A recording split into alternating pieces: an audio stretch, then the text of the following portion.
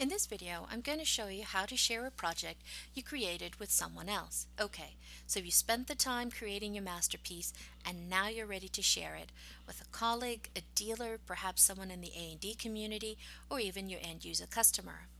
From within the project scroll screen, tap the icon with the arrow located at the bottom left side of the picture frame. Your various functions now appear. Tap the function Share Project.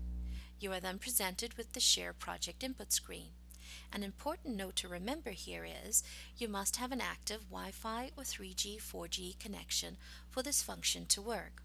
Also, the person you're going to share the project with must be a registered user within the Kids Collaborator ecosystem. If the user does not exist in the ecosystem, not to worry. The user can always download the free standard edition version of the Kids mobile app from the Apple's iTunes Store and register, but they must first be registered before you can continue on. Tap the recipient email address input box, enter a value, and then tap Share. When you tap the Share button, it will then validate if the email address is a valid user within the Kids Collaborator ecosystem. In this example, it was not. Let's tap OK. Let's go back and enter a valid email address. Enter here. There is no connection to your local contacts list. You will need to either type or paste the email address in. I'm going to add in some comments. Tap in the comment box. You can either type or paste information in. In this example, I have some pasted to my clipboard. Press and hold, select paste. It now appears. Review your comments. When you're ready to send it, tap Share. It was successfully sent to the end user. Now, let's go see what the email looks like. Since I sent it to myself, it says, "Hello, Arabella Law."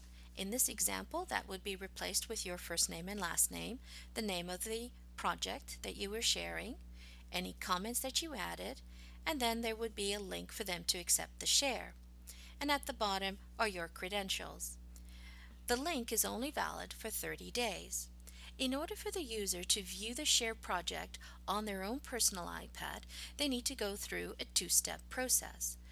The user must first click on the share link to accept the share. Since I'm doing this within the browser, I'm going to allow the pop-ups. And what this is doing is it's importing that project that you shared from the cloud to the KITS user's cloud account. When it's complete, it advises you of it. The second step of the process will be that the user needs to open up their KITS mobile app. Then from within the project scroll screen, tap the Sync button located at the top right side of the navigation bar. Tap Sync. And they're presented with the My Mobile Content screen. They then need to tap the first refresh button beside the project line. The very first line that appears on the top. Tap refresh.